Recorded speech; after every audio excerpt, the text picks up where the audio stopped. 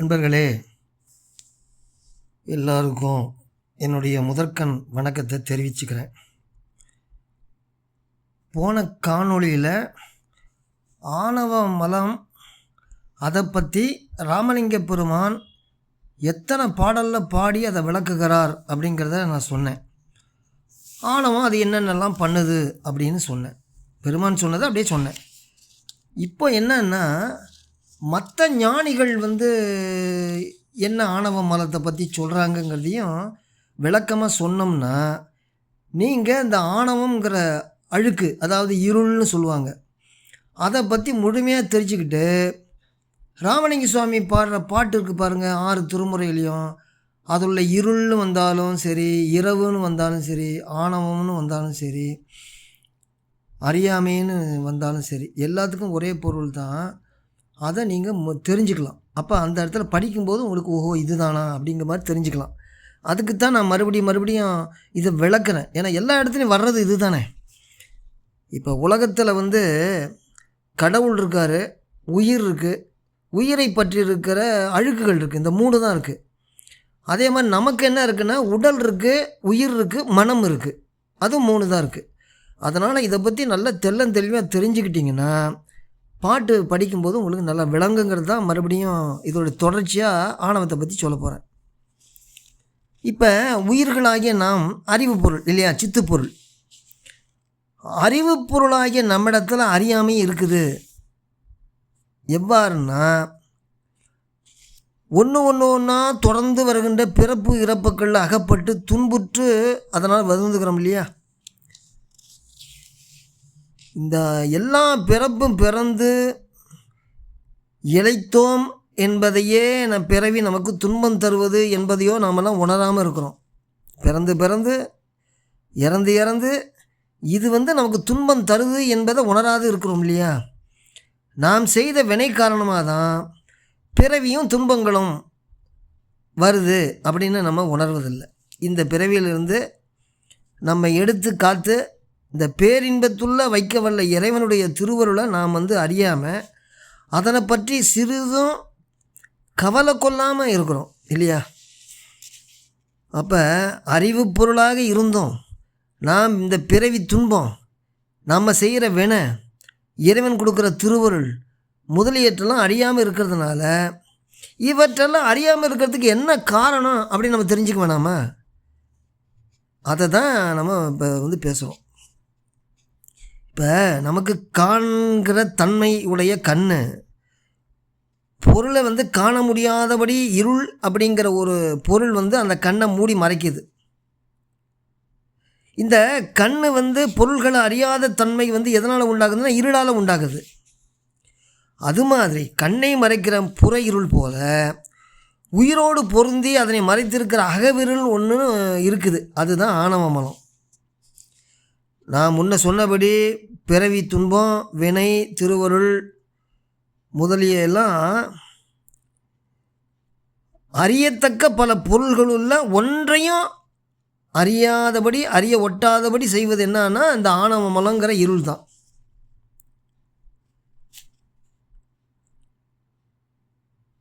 இந்த புற இருள் கண்ணை மறைக்கும்போது கண் செயல்படாது போகுது. உயிர் கண்ணுக்கு வேறாக இருப்பதனால அந்த கண் செயல்படாமை கொண்டு அதனை மறைக்கக்கூடிய இருளாகிய பொருள் வந்துவிட்டது என்று உயிர் கருதி உணர்கிறது இல்லையா. அது மாதிரி தான் அக இருளாகிய ஆணவம் உயிரையே மறைச்சி நிற்கிறது. அந்த மாதிரி மறைச்சி நின்று அறியாமையை உண்டாக்குது. அந்த உயிர் அந்த அறியாமையே அறிவுன்னு நம்பிடுது. அதனால தான் தன்னை ஒன்று மறைச்சி இருக்குதுங்கிறது எந்த வகையிலும் உணர முடியாமல் போகுது. இந்த அறியாமைங்கிற இந்த ஆணவம் 2 நிலையில் இருக்குது. ஒன்று பேரறியாமை, இன்னொன்று ஓரளவில் அறியாமை. பேரறியாமை அப்படின்னா என்னன்னா, உயிர் எதையுமே அறிய மாட்டாமல் முழு அறியாமையில் மூழ்கி இருக்கிறது. அந்த நிலையில் உயிர் தான் ஒரு பொருள் உண்டு அப்படின்னு தன்னை இருப்பக்கூட அறியாது இருக்கும். நம்ம தூங்குறோம் இல்லையா, தூங்குகிற காலத்தில் இப்படிப்பட்ட பேரறியாமை தான் நமக்கு உண்டாகுது. அப்போது நம்மக்கிட்ட இருக்கிற ஐம்பொறி முதலிய கருவிகள்லாம் செயல்படாது போகிறதுனால அறிவு விளங்காமல் போகுது இல்லையா? உயிர் அந்த நிலையில் ஆணவ மலத்தில் வயப்பட்டு விடுது. இருள் வயப்பட்ட கண்ணு ஒன்றையும் அறிய மாட்டாமல் திகைத்து நிற்பது போல உயிரும் உறக்கத்தில் ஆணவ மலத்தால் மறைக்கப்பட்டு முழு அறியாமை உடையதான் நிற்குது. இப்படிப்பட்ட பேரறியாமை நிலைக்கு தான் கேவல நிலைன்னு பேர். இந்த கேவல நிலை அடிக்கடி வருதில்ல, தினம் தூங்குகிறோம் ஏந்திரிக்கிறோம், தூங்குகிறோம் ஏந்திரிக்கிறோம். அப்போ தூங்கிறது அறியாமையில் அழிந்திருப்பது. இதுக்கு பேர் கேவல நிலைன்னு பேர். அதுதான் முழு அறியாமைங்கிறது. அதாவது அப்படியே முழுசாக அப்படியே தூங்கிக்கிட்டே இருக்கும், அது அப்போ முழு அறியாமை. இன்னும் ஒன்று இருக்குது, ஓரளவில் உள்ள அறியாமைன்னா என்னென்னா, ஒரு இருட்டு, அதில் கொஞ்சம் ஒரு விளக்கு ஏற்றுறோம், ஒரு மெழுகுவத்தி ஏற்றுறோன்னா அந்த விளக்கு ஒளியில் இருள் கொஞ்சம் விலகுது. ஆனால் அந்த இருட்டு முழுசுமாக நீங்கல. அந்த நீங்காது இருந்த அந்த இருள் அந்த விளக்கு ஒளியின் காரணமாக முன்பு போல பொருள்கள்லாம் முற்றிலும் மறைக்க முடியாது. ஆனால் ஒரு காரியத்தை மட்டும் செய்யும். அந்த ஒளியோடு கலந்து பொருள்களை மங்களாக புலப்படும்படி செய்யும். இப்போ தரையில் கிடக்கிற கைத்தப்பத்து பாம்புன்னு தவறாக கருதும்படி செய்யும். இவ்வாறு இருள் ஒளியோடு சேர்ந்து பொருளுடைய இயல்பை வேறுபடுத்தி காட்டுக்குது இல்லையா? அதுதான் ஓரளவில் உள்ள அறியாமைன்னு அப்படின்னு சொல்லுவாங்க. ஆச்சா, இதுதான் ஆணவத்தோட முழுசாக நான் விளக்கிட்டேன். சரி, இதை மற்ற ஞானிகள்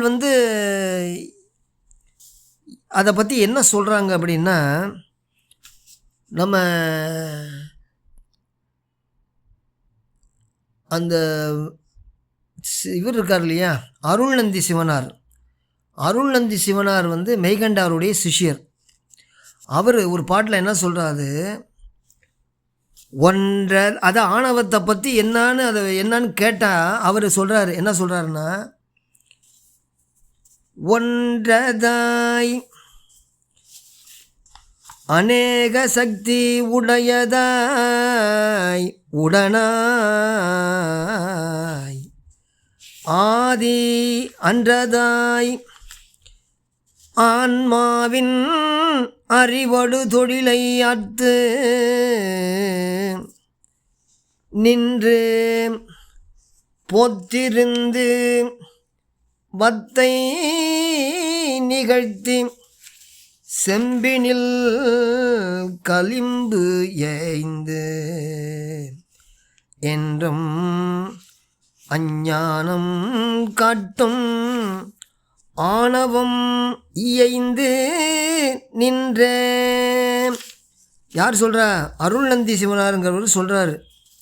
என்னன்னா, அது அது ஆணவங்கிறது ஒன்று அநேக சக்தி உடையது. எண்ணறிதாயின்னு சொல்கிறாங்க ஆன்மாக்கள். அந்த அனைத்து ஆன்மாக்களிலும் எல்லாத்துலேயும் கலந்துருக்கும் ஆணவம். பயங்கரமான சக்தி இருக்குங்கிறது தான் அநேக சக்தி உடையதாய் உடனாய்னா பிறவிக்கு வாராத நிலையில் உங்ககிட்ட இருக்கிறது அதுதான் ஆணவம் தான் இருக்கும். ஆணவ மலம்ங்கிறது இருக்கும். கேவலம்னு பேர் அதுக்கு.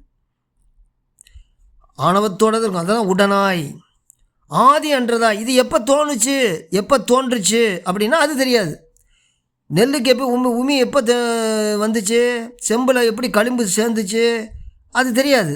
ஆதி அன்றதாய் ஆன்மாவின் அறிவடு தொழிலை ஆர்த்து அப்படின்னா ஆன்மாவோட அறிவு விளைவு செயல் இத்தனையும் அப்படியே மறைச்சிரும், அறியாமையை உண்டாக்கும். அது எப்படி இருந்துச்சுன்னா ஓமை சொல்கிறாரு, செம்பினில் களிம்பு ஏய்ந்து. செம்பில் களிம்பு எப்போ களிம்பு போனால் தானே செம்பு சுத்தமாக விளைவிலேன்னு அந்த மாதிரி இருக்கும், அதோடைய இயல்பு. அது மாதிரி களிம்பு ஏய்ந்து, அதுபோல் செம்பில் களிம்பு இருந்தது போல் என்றும்னா எப்பொழுதுமே அஞ்ஞானம் காட்டும். அஞ்ஞானத்தை காட்ட திரிபுணர்ச்சியாக காட்டும். ஆணவம் ஏய்ந்து நின்று அதோடு சேர்ந்து பண்ணும் அப்படின்னு அவர் சொல்கிறாரு. சரி, தாயுமானவர் என்ன சொல்கிறாரு அப்படின்னா, ஏன்னா எல்லா ஞானிகளுடைய இதையும் ஒப்பிட்டு பார்க்கும்போது தான் நமக்கு இந்த ஆணவம் என்னென்னலாம் பண்ணுங்கிறது தெரியுங்கிறதுக்காக நான் இதெல்லாம் சொல்கிறேன். சில பேர்த்துக்கு இதெல்லாம் சொன்னாக்க போர் அடிக்கும்னு நினைக்கிறேன். இதெல்லாம் ரொம்ப விளங்கிக்குங்க, பின்னாடி உதவும் அது. இப்போ ராமலிங்க பெருமான் சொன்னது மாதிரியே தான் தாயுமானவர் சொல்கிறார். காரிட்ட ஆணவ கரு அறையில் அறிவு அற்ற கண்ணிலா குளவி போல். காரிட்ட ஆணவ கரு அறையில் கண்ணிலா குழவி போல் கட்டுண்டு இருந்த எமை வெளியில் இட்டு அல்லலாம் காப்பிட்டு அதற்கு இசைந்த பேரிட்டு மெய்யென்று பேசும் பாழாம் பொய் உடல் பிளக்க விளையமுதம் ஊட்டி பெரிய புவனத்தின் இடை போக்குவரவு புரிகின்ற பெரிய விளையாட்டு அமைத்திட்டு ஏறிட்ட தன் சுருதி மொழி தப்பில் நமனை விட்டு இடர் உற உருக்கி இடர் தீர்த்து இரவு பகலில்லாத பேரின்ப வீட்டினுள் இசைந்து துயில் கொள்மின் என்று சீரிட்ட உலகு அன்னை வடிவான எந்த சித்தந்த முத்தி முதலே சிறகிரி விளங்க வர தட்சணாமூர்த்தியே சின்மையானந்த குருவே அப்படின்னு சொல்லுவார். அப்போ இந்த காரிட்ட ஆணவ கரு அறையில், காரிட்டனா கார் இருள் எப்படி இருக்கும், இருட்டு, அந்த மேகம், அந்த இருட்டு மாதிரி ஆணவ கருவறையில், அந்த கருவறையில் இருட்டுக்குள்ளே கண்ணிலா அறிவும் கிடையாது, கண்ணிலா குழவி போல் குழந்த மாதிரி இருந்துச்சு. அதை எப்படி ஒன்று ஒன்றா சொல்கிறார், அதை எப்படிலாம் வந்துச்சு போச்சுங்கிறத அவர் சொல்கிறார். அப்போ நம்ம ஆன்மா அந்த பிறவிக்கு வாராத நிலையில் ஆணவ மலத்தரோடு இருக்கும்போது நம்முடைய ஆன்மா எப்படி இருந்ததுங்கிறத என்ன சொல்கிறாங்கன்னா, இன்னொரு அவரே தான் சொல்கிறார். என்ன சொல்கிறாருன்னா, அப்போ அதுக்கு அந்த மாதிரி நிலைமையில் எப்படி இருந்துச்சுன்னா, அறிவு இளன் என்னது அறிவு இளன் அமூர்த்தன் வடிவம் கிடையாது, நித்தன் எப்பொழுதும் இருக்கும், அரகாதி குணங்களோடும் செறிவு இளன் கலாதியோடும் சேர்வு இளன் செயல்கள் இல்லான் குறியிலன் கர்த்தா அல்லன் போகத்தில் கொள்கை இல்லான் பிரிவிலன் மலத்தினோடும் வியாபி கேவலத்தில் ஆன்மா. இந்த பாட்டு கேவலத்தில் ஆன்மாங்கிறத முன்னால் போட்டுக்கணும். கேவலத்தில் ஆன்மா அறிவு இளன் அமூர்த்தன் நித்தன் அப்படின்னா என்னன்னா, இந்த கேவலனை நம்ம ஆன்மாவாக இருந்தோம், நம்ம பிறவிக்கு வாராத நிலையில் ஆன்மாவாக இருக்கும்போது ஆணவ மலத்தால் முற்றிலும் மறைக்கப்பட்டு இருப்பதனால அறிவு இல்லாமல் இருப்போம். அதுக்கு தான் அறிவு இல்லை, வடிவம் இல்லை, நித்தமாக இருப்போம். அந்த நிலையில் அறிவுக்கு இதெல்லாம் கிடையாது, எதுவுமே கிடையாது, தனு கரண புவன போகம் எதுவுமே இருக்காது. அப்புறம் செயலும் கிடையாது, அறிவு விளைவு செயல் எதுவுமே கிடையாது, போகத்தில் ஒன்றும் இல்லை. அந்த ஆணவ மலத்தோடு முற்றிலும் உயிர் கூடி நிற்கிற நிலை, அதுக்கு தான் ஆணவம். அப்போ ஆணவ மலம் எவ்வளவு வலிமை வாய்ந்ததுங்கிறத நீங்கள் தெரிஞ்சுக்கணும். சரி, அந்த ஆணவ மலத்தை நம்ம இவர் பிறனது இந்த திருமந்திரத்துலலாம் கூட நிறையா சொல்லுவாங்க. திருமந்திரத்தில் பார்த்திங்கன்னா, திருமந்திரத்துலேயும் அது வரும், அது ஆணவ மலம் வரும். அது என்னன்னா,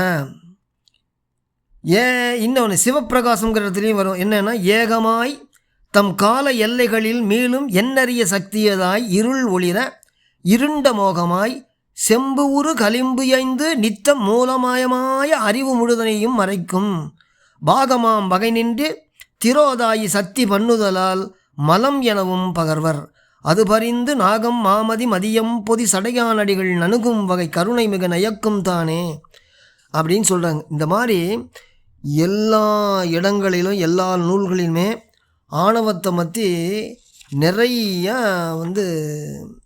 ஞானிகள் சொல்லுவாங்க. அப்படிங்கிறத தான் நான் உங்களுக்கு இத்தனை பாட்டுக்கள் மூலமாக நான் உங்களுக்கு சொன்னேன் ஆச்சுங்களா. அப்போ நம்மளுக்கு அந்த ஆணவம் கண்மம் மாயைங்கிறது, அதாவது கேவல நிலை, சகல நிலை, சுத்த நிலை, இந்த 3 நிலைகள் அவத்தைன்னு சொல்லுவாங்க, நிலைன்னு பேர். அது இன்னொரு பாட்டில் கூட சொல்லுவாங்க. என்னன்னா, கேவலம் நிலை தான் நமக்கு முன்னிருந்த நிலை. சகல நிலைங்கிறது இப்போ தனுகரண புவனங்கள்லாம் நம்மக்கிட்ட இப்போ இருக்கிற வாழ்கின்ற நிலை. சுத்த நிலைனா இதில் தான் விடுபட்டு போய் பிறவியை அறுத்து மலங்களெல்லாம் ஒழித்து இறைவனோடைய அடியை சேருகிற நிலை தான் சுத்த நிலை. அப்போ இத்தனையும் இருக்குது.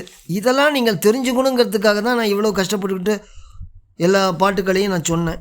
அதனால் ஆணவ மலம் என்பது ரொம்ப, அந்த ஆணவ மலத்தை நீங்கினாதான், ஆணவம் கண்மம் மாயை இந்த 3ஐயும் நீங்கினாதான் மலங்கள் ஒளிந்த நிலை. ராமலிங்க சுவாமி மலங்கள் 5 வென்ற பூரணமே தனித்த பூரண வல்லவம் அப்படின்னு சொல்லி சன்மார்களுக்கு சொல்லுவார் சிறப்பாக. ஆனால் அந்த ஆணவ மலத்தை இருள்னு சொல்லுவாங்க. மாதிரி பல விதமாக சொல்லுவாங்க. நான் ஏற்கனவே சொல்லிட்டேன். அதனால் இதெல்லாம் தெரிஞ்சுக்கிட்டு நீங்கள் அருட்பாவை படிச்சிங்கன்னா நல்லா விளங்குங்கிறதுக்காக தான் இவ்வளோ தூரம் நான் 2வது காணொளியில் இதை விவரமாக அதோடைய தொடர்ச்சியாக நான் இதை சொன்னேன். அதனால் இதெல்லாம் நல்லா யோசனை பண்ணி அதே மாதிரி பல புத்தகங்களை படித்து பாருங்கள், எல்லாம் அப்போ தான் விளங்கும் அப்படின்னு சொல்லி நிறைவு பண்ணுகிறேன்.